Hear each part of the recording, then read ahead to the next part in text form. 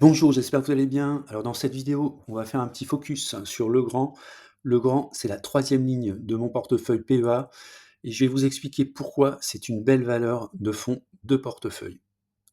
On démarre avec un avertissement, je ne suis pas conseiller financier et cette vidéo n'a pas pour but de vous proposer un placement financier ou un quelconque conseil d'achat, mais uniquement un but pédagogique et de partage. Vous restez responsable de vos investissements. Alors le premier point qu'on va regarder, donc c'est, la partie financière, donc l'analyse des fondamentaux. Donc au niveau du revenu, on peut voir quand même que, à part sur l'année 2020 qui était une année un peu particulière, globalement, le chiffre d'affaires connaît une croissance de manière régulière. Donc c'est une croissance qui est à la fois organique, mais également, liée à des rachats, des acquisitions, puisque Legrand, a quand même une habitude, de, faire des rachats réguliers, d'entreprises qui permet notamment de se repositionner ou d'améliorer des positions commerciales sur des marchés qui sont en fort développement et en forte croissance. Donc ça, c'est un premier point, une corrélation entre le revenu et les capacités du management, notamment à déterminer une bonne stratégie et d'aller sur les marchés en fort développement. Alors, je vais aller très rapidement, donc sur, les bénéfices par action. Donc, c'est une société qui, bien sûr, gagne de l'argent, est profitable, mais surtout, on peut voir ici qu'il y a une croissance, donc, du bénéfice par action. Donc ça veut dire qu'il y a un souci de la maîtrise des dépenses associé à un développement, commercial intense, ce qui permet au final, derrière, si on regarde la croissance du dividende, qui est quand même très positive. Également, donc ici, les marges opérationnel et la profitabilité. Alors moi, j'aime bien regarder ici profit margin. On est quand même régulièrement autour des 13%.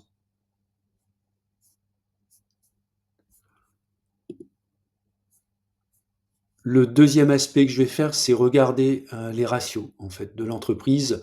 Alors si on regarde effectivement les ratios de valorisation, le PE, on voit quand même qu'on est sur des PE moyens qui sont de l'ordre de 20.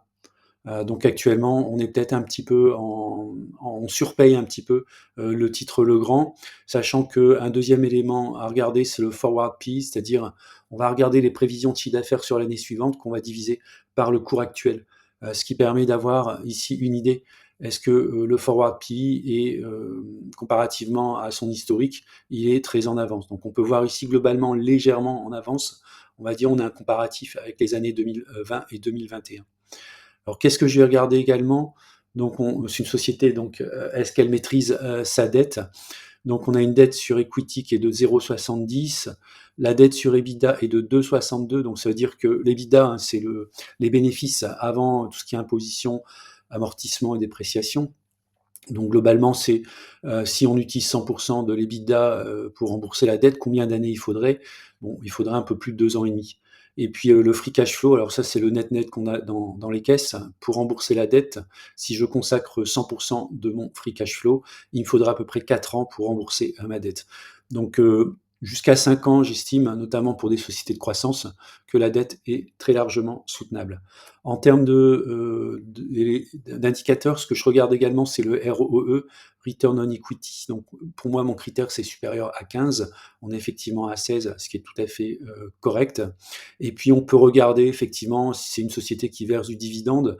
Alors, pour une société de croissance comme Legrand, c'est pas forcément très très important, mais néanmoins, ça permet en cas d'année difficile, tout du moins, de bénéficier d'un dividende. Le côté également qui m'intéresse, c'est est-ce que le dividende augmente dans le temps? Donc là, on va regarder ici le dividend yield. Donc on voit qu'il est à peu près stable, en légère décroissance autour des 2%.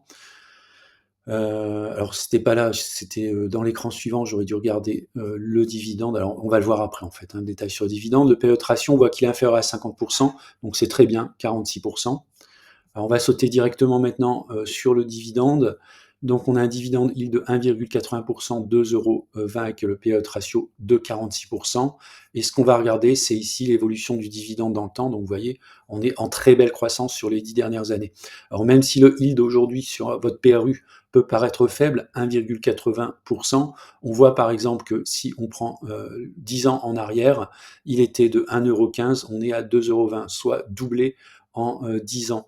Donc l'avantage ici, c'est quelque part, si vous conservez vos actions sur le long terme, eh bien, à horizon 10 ans, 15 ans, le rendement du dividende peut passer très largement au-dessus des 5, 6, voire au-delà, même des 10 si la société continue à connaître une croissance importante.